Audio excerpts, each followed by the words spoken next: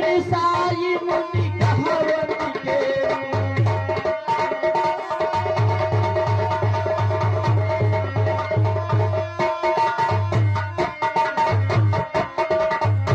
मुनिश्रेष्ठ बोल बालक। बचपन में बनु न जाने कितने धनुषों का खंडन किया और ऐसा क्रोध नहीं, इस धनुष के टूटने पर इतना बड़ा अहंकार, ये कौन सा हीरे और जवाहरात से जड़ा हुआ था जिसके कारण आपने इतना बड़ा क्रोध किया? हे मुनिनाथ बोल बालक। तो बचपन में बहु धनु ही तोड़ी पर कभी न रिसिया ये इतना, और इसी धनु ही में क्या लाल जले जो शान,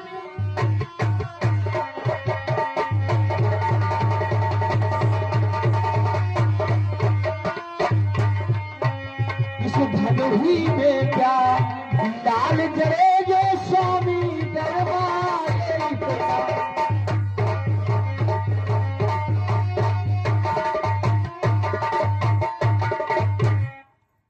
अरे मुनिनाथ बोलो। ये धनुष कोई हीरे जवाहरात से जड़ित नहीं था जो आप इतना बड़ा क्रोध इस धनुष के टूटने से दिखा रहे हैं, यही आपका धर्म है? बालक ये नहीं जानता है, सभी धनुषों की तुलना एक समान करता है। श्री महादेव का महाधनुष, श्री महादेव का महाधनुष अत्यंत विद्युतीय अनुपम है। ऐसा प्रचंड कर दंड भला छोटी छोटी धनु ये नहीं जानता, छोटी छोटी धनुओं की तुलना कर रहा है। ऐसा नहीं है। दूसरी बात, रे बालक क्या हुआ तुझे, रे बालक क्या हुआ तुझे, जो बात काटता जाता है, क्या न्योतारी ब्राह्मण समझा जो मुझे डांटता जाता है। रे नृप बालक काल बसी बोलत तो ही सभारी, धनु सम त्रिपुरारी धनु विदित सकल संग। सभी धनुषों की तुलना एक समान नहीं होती।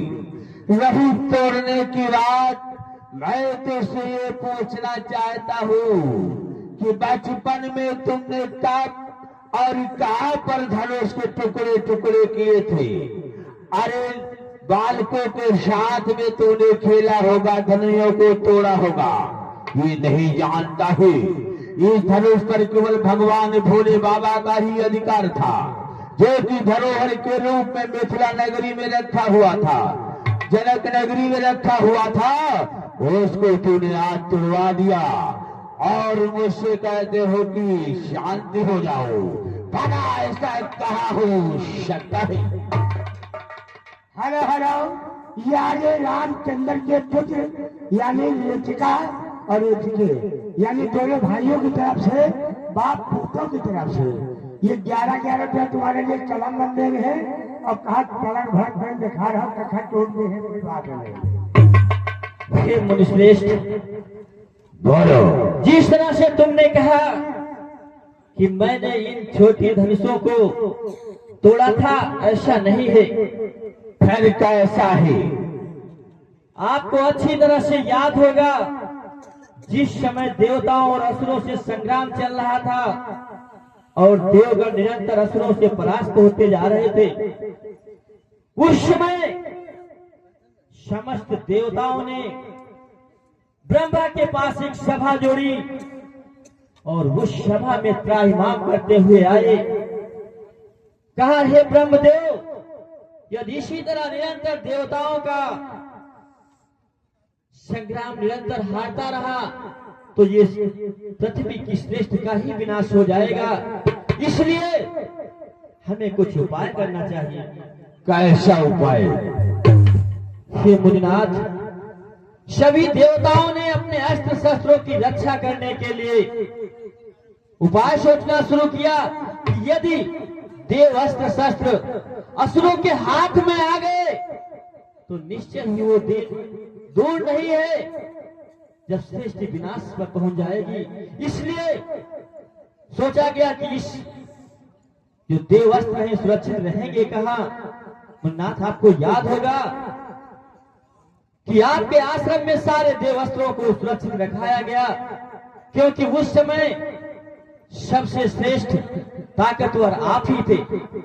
ये बात जानते हो कि जब मैं ताकतवर हो, बलशाली हो, तो तुम्हें मालूम होना चाहिए। बोलो, क्या कहना चाहते हो? हे मुन्नाथ, बोलो। जिस समय आपके आश्रम में सारे अस्त्र शस्त्रों को तो रखा दिया गया, किंतु आपने उसी समय महेंद्रगिरी पर्वत पर तपस्या के लिए प्रस्थान करना चाहा।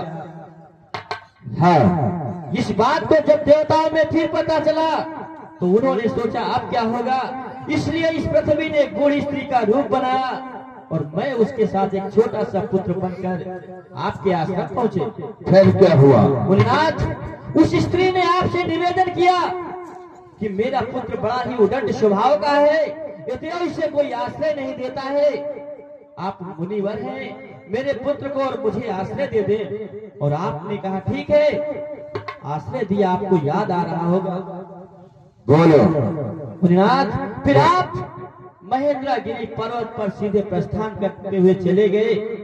और फिर मैंने सोचा कि अगर ये देवस्त्र वास्तव में असुरों के हाथ लग गए तो विनाश निश्चित है। इसलिए मैंने उन्हीं छोटे छोटे हाथों से उन धनुष के खंडों को किया था, जिसका व्याख्यान आपसे सुना चुका हूँ। इसलिए आप भी मेरी भुजाओं की छोटी बल को अच्छी तरह समझ सकते हैं।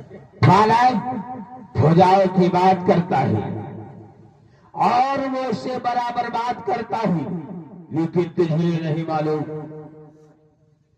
कि